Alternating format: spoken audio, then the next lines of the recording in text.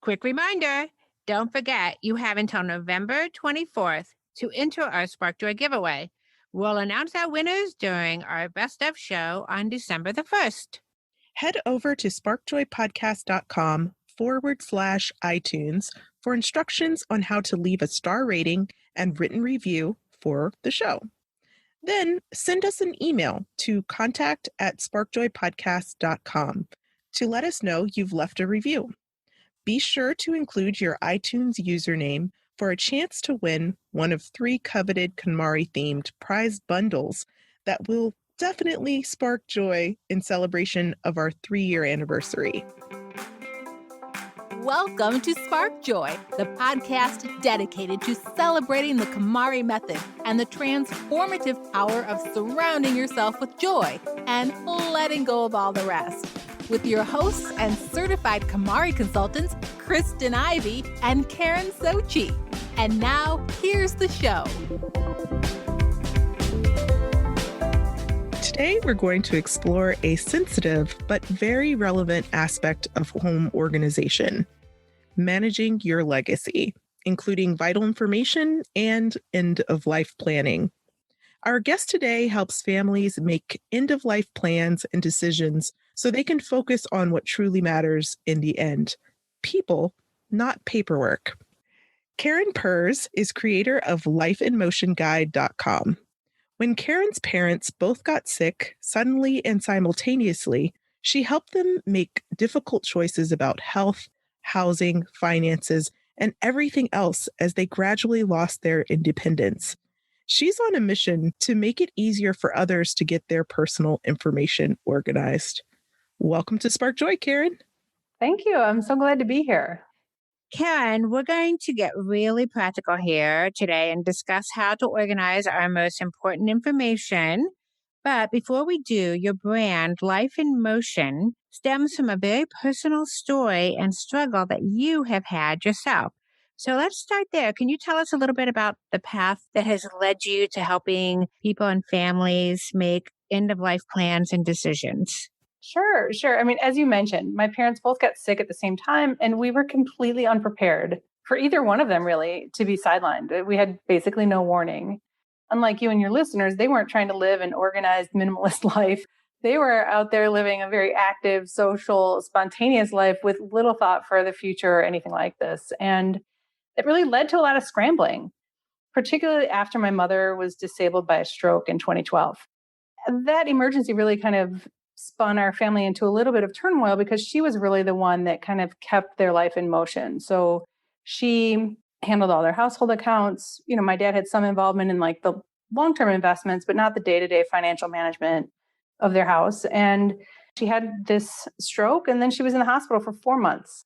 During that time, we had to take over every aspect of household management and all the rest of that. And she just kind of managed it implicitly. Like, she knew what she was doing and she knew where things were, and none of it was apparent to anybody else. So that was just really one example of one of many different things that we had to learn along the way that I feel like could have been a lot easier, and more importantly, really provided me some relief if it had been better organized. And I say that because when we finally did get it organized, I really had such a profound peace of mind and was able to relax and actually be a daughter again and not sort of taskmaster trying to get everything in order. None of what I was doing, most of it could have been done at any point. And so that was really what led me to start Life in Motion Guide, to sort of make it easier for people to know where to start and what to do. So it was really your own personal experience that led you to recognizing that there were other people in the world, for sure, that had this issue as well. Absolutely. And I think a lot of people, when they go through this, try and forget it as soon as possible. And so I found that when I was asking my parents' friends, or my friends were almost too young to give any guidance, in the sense that they hadn't had to go through it and they weren't giving it much thought themselves. But even my parents' friends had gone through it with their parents and were like, yeah, they didn't really have much to offer me in terms of advice or support. Yeah, I think it's something that so many people go through, but it's not necessarily a task that we prioritize because usually it's not super comfortable or can seem a little bit overwhelming. Mm-hmm. You've mentioned some of the reasons why it's so important to get organized around our life matters. Yeah. Having that peace of mind and not inadvertently passing a burden on to our loved ones during that sensitive time. Are there other reasons why it's really important to get organized this way? Sure. I mean, I think there's two big ones. One, you kind of hit on it a little bit. I feel like it's our responsibility as adults to like not leave a mess for other people to clean up.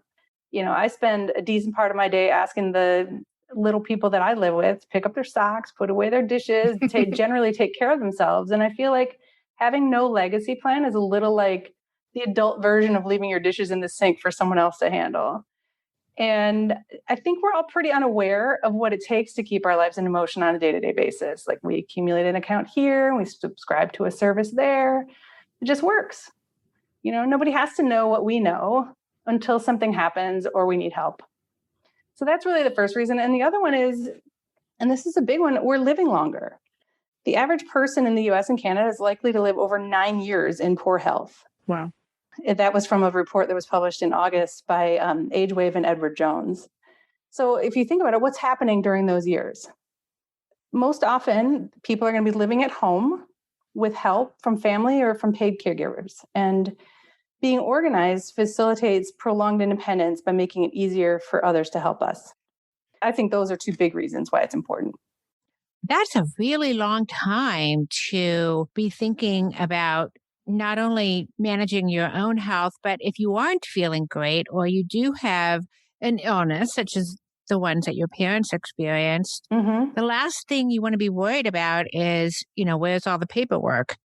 And at least having that part of your life organized, at least will give you the ability to be focused on things that are more important, like getting healthy and enjoying your life. And, what's the point of living long if you aren't able to enjoy it? So getting that concern off the table, I think, is something really important.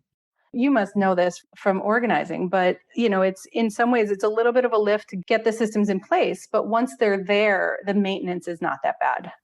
Well, now you've convinced us that this is definitely something we all need to be thinking about.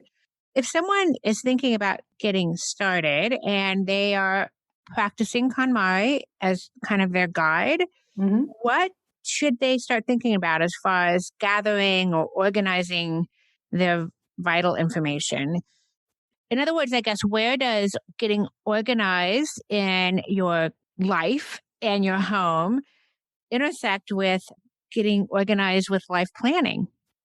Well, I'm not a KonMari expert, but I do think there's a category called papers, right? Yes. Yep. Right. So I think that's a really good place to start getting in this mindset. In my book, I share inventories that can help people determine what papers need to be gathered and kept. And I think that's a good place to start, is just sort of start gathering the papers and then figuring out what needs to be kept and what needs to be shared. I think that's one thing that people sometimes miss, is this idea of it's not enough to just gather this information or store it in the case of important documents, but you also need to share it, share your decisions, share your information, share access to whoever's going to be there, by your side if something happens. The question, does it spark joy, is a simple one, but not so easy to execute alone. Extend your tidying experience by joining the Spark Joy Club, our online community filled with our clients, fellow listeners, and KonMari enthusiasts ready to support your journey. If you find yourself buried under clothing, stuck on storage, or pointing fingers at untidy housemates or family members, we want to help you finish your tidying journey once and for all. Support the show at the Joy Riser level and receive access to our exclusive virtual community, as well as the Tidy Home Joy Journal, your #1 tidying companion. Visit sparkjoypodcast.com and click on Join the Club to get started. And now back to the show. Karen, I was so excited to find you. I've been on this quest to reach the end of my personal to-do list this year, and there's much longer backstory, so I'll make sure to link that context in the show notes. I'm basically playing a big game of catch up, and as of this recording, I have about 5 tasks left on my personal to-do list. And the last one is legacy management. I wrote that in very generically there. I had no idea what it would look like or where to begin. And I started to look for resources and I couldn't find exactly what I thought that I needed. I imagine that I'm probably not the only one who is super overwhelmed when it comes to organizing life matters. So it can be intimidating and really emotional, not to mention it's not something that you necessarily, look forward to doing. Can you share some tips when it comes to getting started? Sure. I mean, first of all, I love that you're thinking about this and I love that you've made yourself publicly accountable with that list. I think that's fantastic. I recommend everyone start by creating an emergency plan. So planning for a medical emergency. We can't predict, but we can prepare, right? I'm sure you've heard that you've heard that before, right? Yeah. So there are 2 aspects to that. One is there's a medical side of things, and then there's a household side of things. And if you're overwhelmed, I think starting by thinking about that household side is a good place to start because it's a little less emotional, right? Yeah. So I start by imagine what someone would need to manage your household if you ran off to a remote Hawaiian island for a month. Little warning, you've decided to go. It's a bucket list item. You're just doing it, right? Now imagine you need them to let the plumber in to shut off the water because you're not coming back for 3 more months. Who is this person? Who's this person that you trust to handle this? How are they going to get into your house? Do they know where to pick up the mail? Do they know how to feed your cat if you have one? Step outside yourself and imagine you're in their shoes. And then write down everything they need to know. I love that example because it involves going to an island, but right? also because it just gets you to really think objectively about, what are those things that only we have in our minds that we have not communicated to others. And so it's so important to get that out and on paper. Often when I'm working with clients, they say, just tell me what to do first, or I need you to tell me what to do next. And that's exactly what I was looking for when I came across your Life in Motion guide. And this tool is so amazing. I love it, first of all, because it's hard copy. It's a binder, which I think like this particular type of information, it's so important to have in that format, or at least a copy of it in that format. I mean, so much of our life is digital, but it's invisible. When it's digital, it's invisible. And that's a real struggle because, used to be your attorney would tell you like, save everything for a month and then come talk to me and we'll sort it out. Right. That won't work anymore. Not at all. Right. The other thing I loved about it is it's super bright and colorful. So it doesn't say like end of life binder. And it's like this dark, sad thing. It says Life in Motion on the front, and it has these beautiful colored tabs that's so organized and well thought out. I just love how it's bright. It would be easy for someone to find. And, if they know what Life in Motion means, because we were organized and we told them in advance, then they would be able to put their hands on it. And it's super thorough. I mean, it has everything from what are your email passwords to like, what does your grave marker look like? Like it is so detailed, which I love. But you also mentioned you intentionally created it to be flexible, which I really like. Everything in there is printed on one side of the page, individual pages, so that you can move things around easily. There's no page numbers. You can add things, or you can recognize that maybe you don't have to get as detailed with certain categories as you might think because it just doesn't apply. So I'd love to hear more about what inspired you to create this resource, because I just absolutely love it. It's exactly what I was looking for. Yeah, well, thank you so much. Part of the reason that I did it was, as I said, I was helping my parents, and I got to a point where I was managing all of my household, all of my accounts and all the rest of that. And I was like, I did not want to put their information in with mine, but I couldn't manage it in my head. Right. And so I started to create essentially like a file for all this stuff. And in my case, when I do not recommend this, I was like gathering this stuff with each new crisis or each new thing I forgot about and didn't know about this and didn't know about that. And I created it because of that feeling when it was done. Yeah. That ability that I had once it was done to just sit and hang out with my parents and not walk through a task list, and to kind of enjoy at a time when I knew that time was limited. That was why I created it. I saw some other products that were around, sometimes they were things that maybe a financial planner gave away for free, or, an attorney might give you. And everything was from kind of their point of view. Like, in order to help you with your financial advice, I need to know all of your accounts and all the values and all this and all that. And I was like, that's not really what I wanted here. I wanted just enough to create a roadmap. I don't need to write down the physical address of the bank. Like, don't give me a spot on the form for that. I need to know what bank, what the account number is, if it's solely owned by me, and I need to know the web address and the username. Like, that's it. I was just trying to find just the right amount so that people could know kind of where to go, who to talk to, and get enough information so that they could have a productive conversation once they made the call. But I hope you found, and then the reason I call it Life in Motion is that a lot of this information is living information that you use kind of pretty regularly. So, it's, if you were moving, my dream is that somebody would say, and I've done this before, where I was moving and I pulled out the Life in Motion guy, said, okay, I got to change that account, that account, that account. I'm going to cancel that. I'm going to switch this one. And this is something that can then just sort of work over time and help you, live your life and manage your information long before anything bad happens. Oh my gosh. I'm so glad you mentioned that, because I would have never thought to use it during that transition moment. And that makes so much sense, because when I moved here from Virginia, I had at least 25 different things on my list of things that needed to be changed.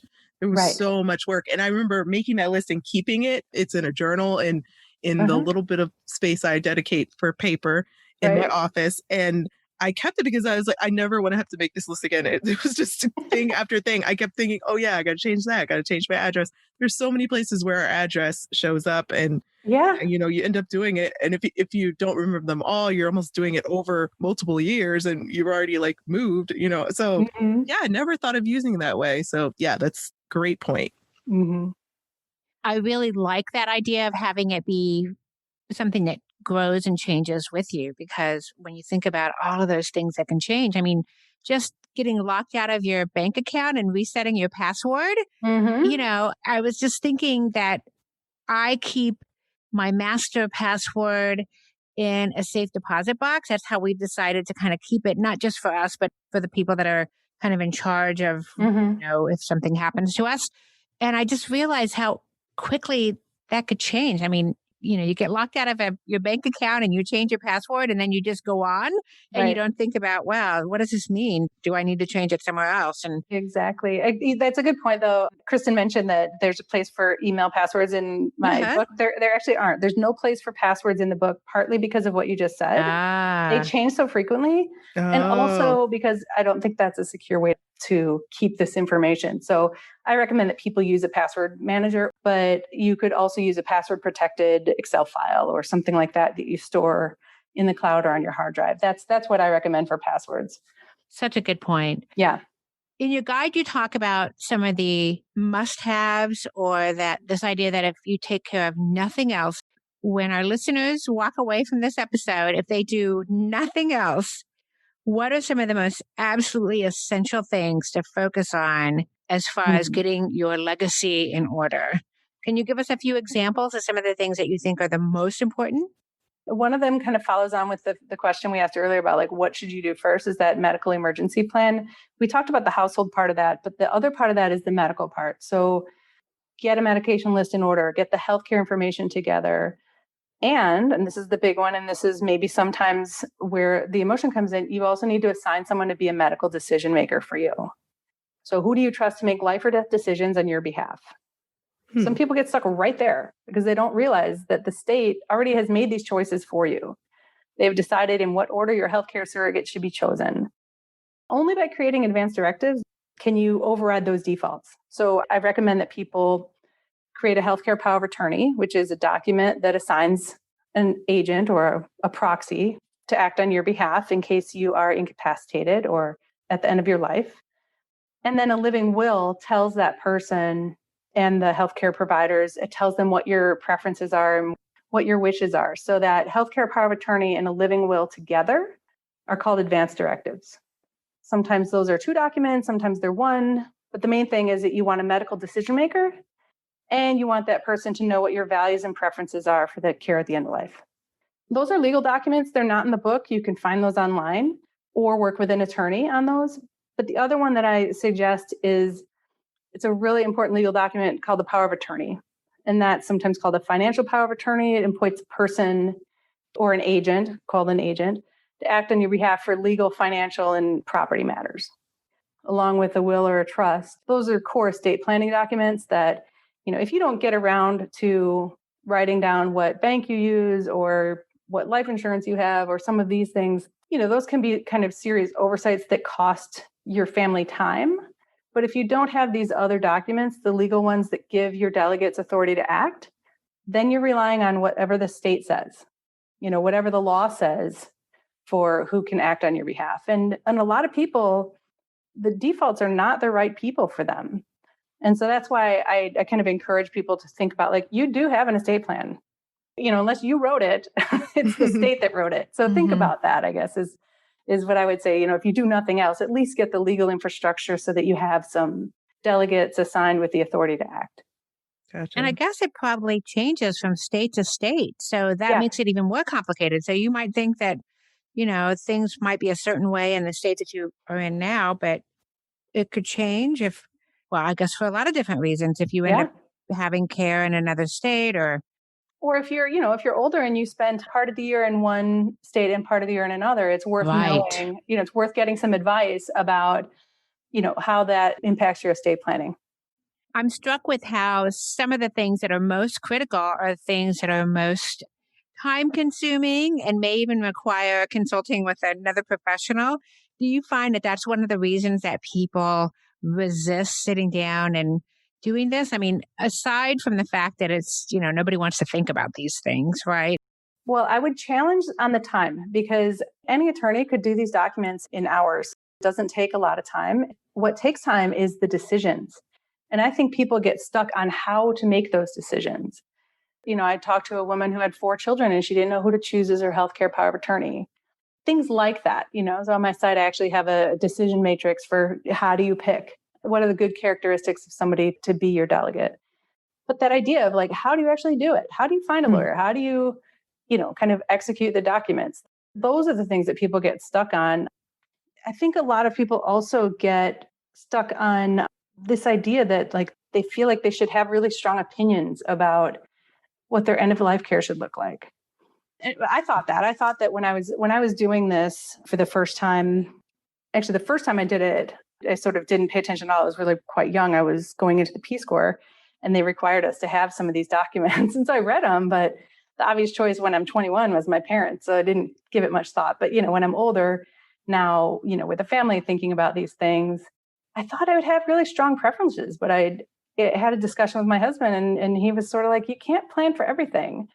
So, unless you have really strong preferences, it's okay to tell the person that knows you and that they can make those decisions. Mm-hmm. So one of the ideas is that it takes a lot of time. I would call that a myth. You were asking, like, what are some of the common mistakes? I think you can talk to any lawyer or financial planner and you'll hear stories about missing beneficiaries. So, and when I know that when I started really focusing on this for myself, I found beneficiaries on rarely used accounts I hadn't changed since I got married. So besides forgetting beneficiaries altogether, another thing people lose track of is updating beneficiaries and updating documents when life changes. We're all spending a bit more time at home these days for the health and safety of ourselves, our family, and our community. Are you feeling a little too close to your clutter for comfort? Maybe you're buried under stuff in the home office or craft space, or you're trying to carve out dedicated space for work or homeschool in your basement or on your dining room table. Or maybe you've noticed just how much time you're wasting looking for important papers and emails instead of shifting your time, energy, and resources towards the things that truly matter. During quarantine, my number one priority is to get as many people as possible clutter-free and prepared for the other side of this challenging season. If you're regularly asking yourself, where should I put this? Or am I letting go of enough? Or am I even doing this right? As you KonMari, a customized virtual tidying experience may be the perfect next step for you. While stay-at-home ordinances are activated, I'm continuing to offer virtual KonMari-based active tidying lessons, including a Tidy Desk special, perfect for those working or learning from home. Visit fortheloveoftidy.com and click Free Consult to discuss the various virtual organizing options available to help you dig out and choose joy once and for all. I would think another aspect of legacy management that could seem kind of overwhelming, not as emotional, but maybe time consuming, is the essential item that you mentioned in your binder, how to access your house, phone, computers, and email. What's the best way to tackle that? I do recommend having a password manager that allows you to give someone emergency access. So I have my husband signed as my emergency access. When he triggers that with the company, then he will have access to my passwords and also any secure notes. Like we can share notes with each other. That a good one that I have that has helped me a lot because it means that I'm not the only one that can fill out school forms is I have a secure note in there that has the kids' social security numbers and their school ID numbers or whatever, like stuff like that. That's also a good place to put that, put a lock code for your phone, like document the things that shouldn't be like sitting around the house, but you want someone to have access to in an emergency.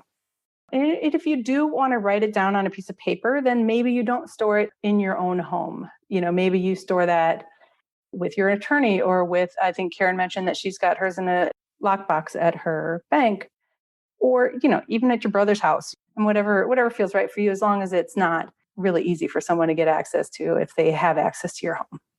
Well, we definitely explored how to organize the end of our life and our own matters, putting ourselves in order. But just like with tidying, it can be hard to help our loved ones through the process of organizing their legacy or even starting the conversation. Do you have any tips to help us jumpstart that process for our parents, loved ones, dependents who may not be able to manage it themselves? Yes, I suggest you do it with them. So often we want our parents to do this, maybe out of concern that we'll be left with the, proverbial dirty dishes, or maybe it seems more important because they're older. But the reality is we all need to do this. And so one of the most effective ways and that I think to get started is create a group or challenge your family and do it together. And then I do also have feedback from several customers that the book has been a great conversation starter. It's gives them an opening to start that conversation with their parents. So I do have a lot of people that have bought more than one copy so that they can have one and then also help their parents with one. Stocking stuffer.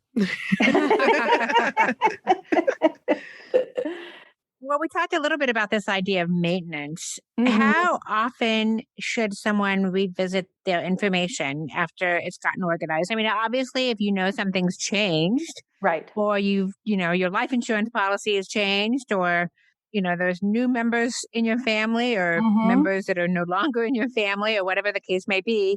But what about just checking in to make sure everything's, up to date and relevant?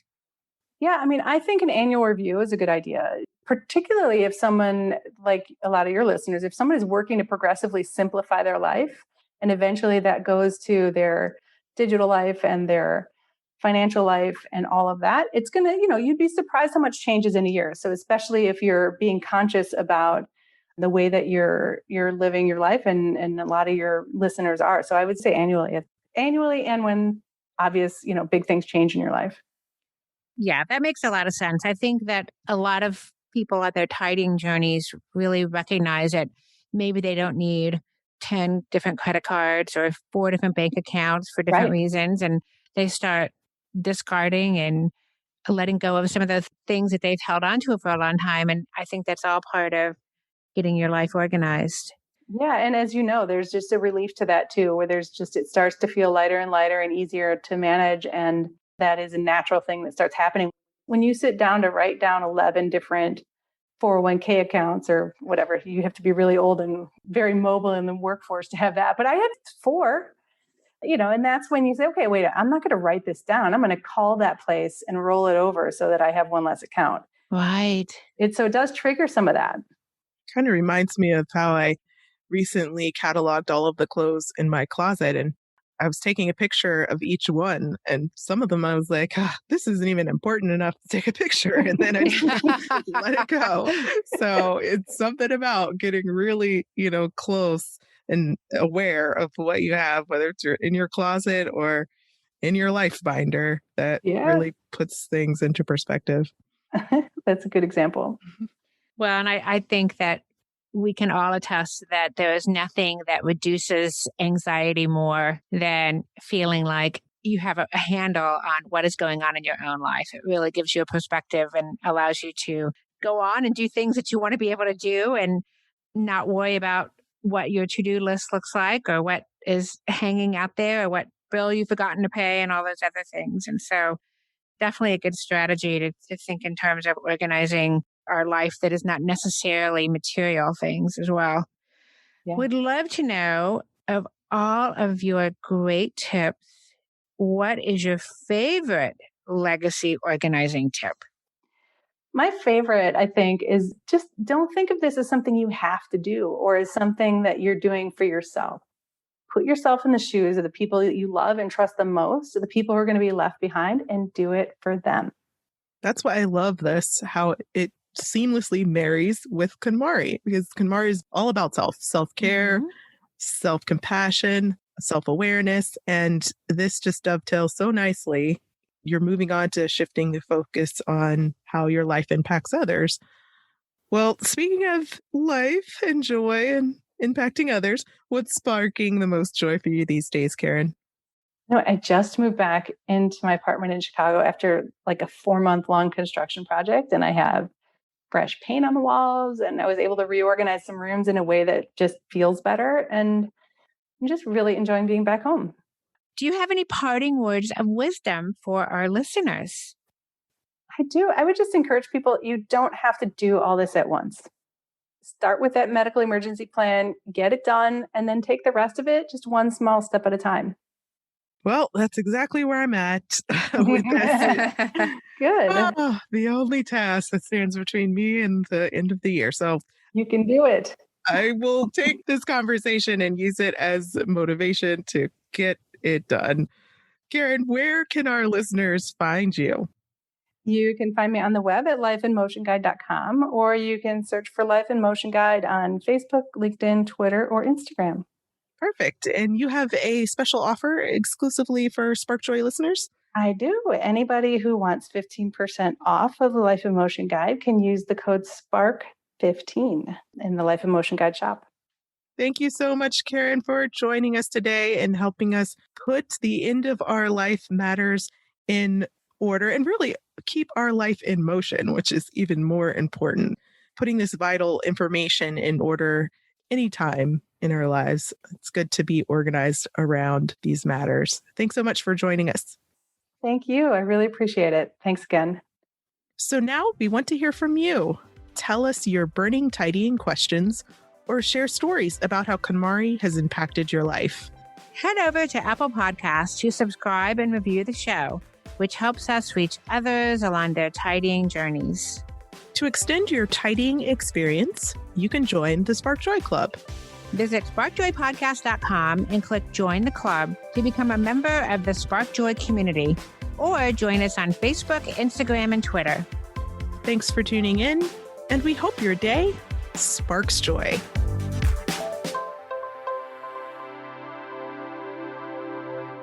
Thank you for listening to Spark Joy with your hosts Kristen Ivy of For the Love of Tidy in Chicago and Karen Sochi of The Serene Home in New York City. Spark Joy, the podcast, is not endorsed by or affiliated with KonMari Media, Inc. The opinions expressed on this episode represent the views of the co-hosts and guests alone and do not represent the corporate position of KonMari Media, Inc. or the KonMari consultant community.